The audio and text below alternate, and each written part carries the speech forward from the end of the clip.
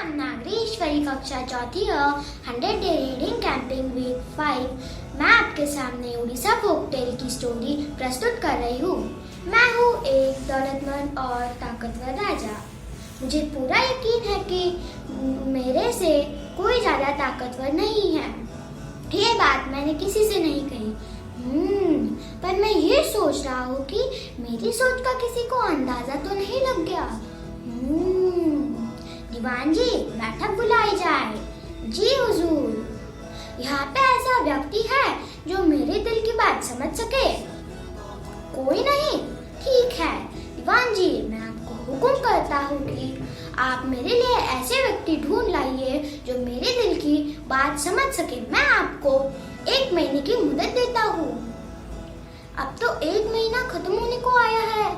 अब मैं क्या करूँ? क्या हुआ पिताश्री, आप इतने उदास क्यों बैठे हैं? कुछ नहीं बेटा, राजा ने काम जो ऐसा दिया है। काम? कैसा काम? मुझे ऐसे व्यक्ति को ढूंढना है जो राजा की दिल की बात समझ सके।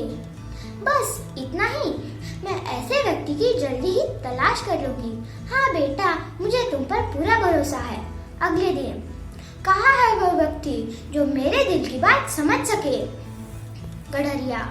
राजा ने अपनी 1 उंगली उठाई, गडरिया ने अपनी 2 उंगली उठाई। जब राजा ने अपनी 3 उंगली उठाई, गडरिया भाग गया। वाह दीवान जी, मैं तुमसे बहुत प्रसन्न हूँ। तुम ऐसे व्यक्ति को ढूंढ लाए जो मेरे दिल की बात समझ सके। पर हुजूर, आपने उसे क्या इशारे किए? जब मैंने अपनी 1 उंगली उठाई तब मैंने पूछा कि मुझसे भी ताकतवर कोई है। जब उसने अपनी 2 उंगली उठाई तब मैं समझ गया कि दुनिया में भगवान भी मुझसे ज्यादा ताकतवर है। ये बात है। चलो गडरिया से जाकर पूछता हूँ। गडरिया गडरिया रुको, क्या बात है? राजा ने तुम्हें क्या इशारे किए? मेरे पास 3 भेड़ है। राजा ने अपनी 1 उंगली उठाई तब मैं समझ गया कि उन्हें मेरी 1 भेड़ चाहिए। वो सबसे बड़े हैं, इसलिए मैंने अपनी 2 उंगली उठा दी। जब उन्होंने ज्यादा ही कुछ कर दी। जब उन्होंने 3 उंगली उठाई इसलिए मैं भाग गया। ये बात है। अच्छा, इससे हमें ये सीख मिलती है कि खुद को इतना भी महान नहीं समझना चाहिए। हमसे भी बड़े कोई हो सकते हैं, वो है भगवान। धन्यवाद।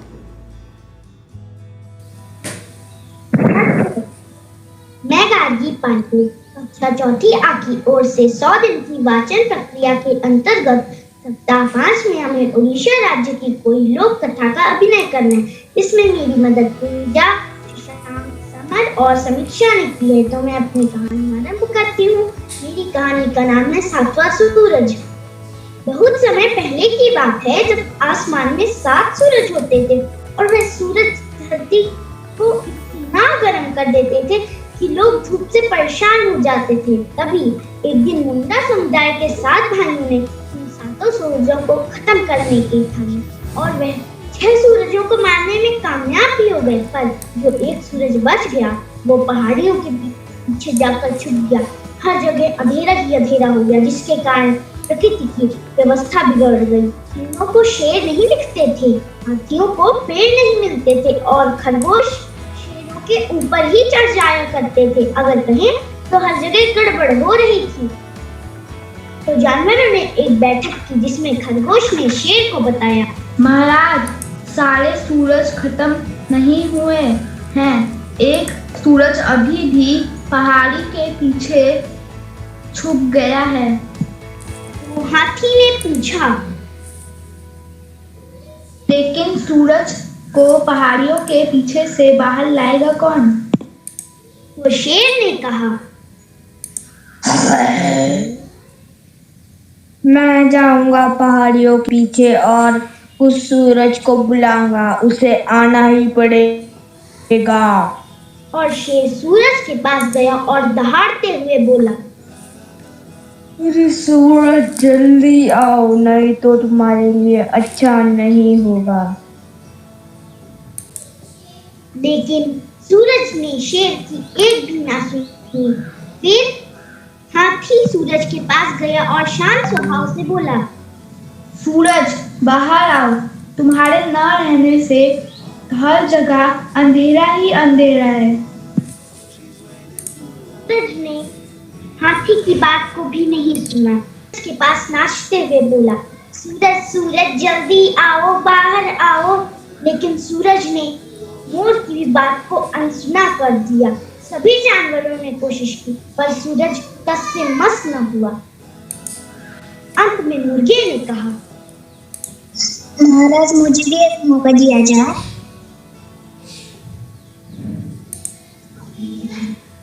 तो शेर ने कहा, मुर्गी को भी एक आखिरी कोशिश करने का मौका दिया जाए। और फिर मुर्गा पहाड़ियों के तरफ गया और एक बार बाग दी।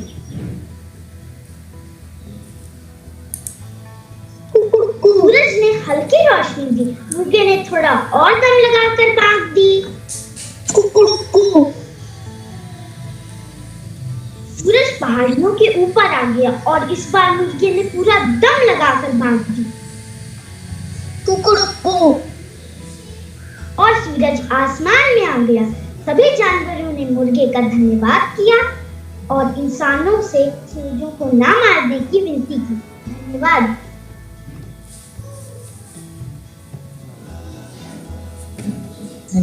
धन्यवाद।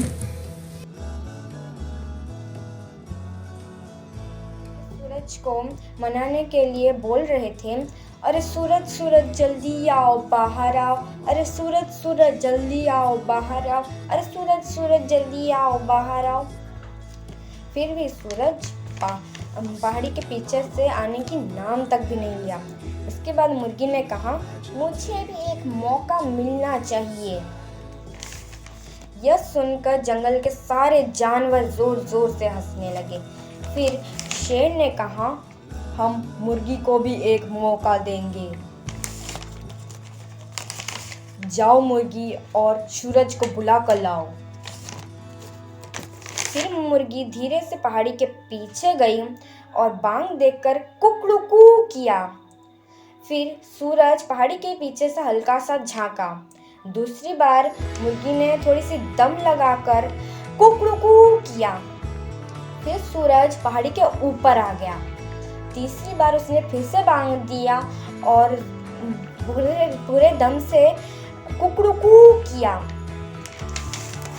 उसके बाद सूरज पूरा आ गया, वो चमकदार, वो प्रकाश ही प्रकाश। तभी से मुर्गी सुबह सुबह बांग देती है और सूरज ऊपर आता है। तो यह थी उड़ीसा प्रसिद्ध लोक कथा की कहानी, सातवां सूरज। धन्यवाद। नमस्ते, मेरा नाम अनन्या बेरा है। आज मैं आप सबके सामने उड़ीसा की प्रसिद्ध लोक कथा की कहानी सातवां सूरज सुनाने जा रही हूँ। बहुत बहुत पहले आकाश में 7 सूरज हुआ करते थे। उनकी किरणें धरती को इतना गर्म कर देती थी कि लोगों के लिए वो गर्मी सहन करना भी मुश्किल था। फिर मुंडचंद जाति के 7 भाइयों ने 7 सूरज को खत्म करने की ठानी। फिर एक एक करके वो सूरज पर वार चलाने लगे।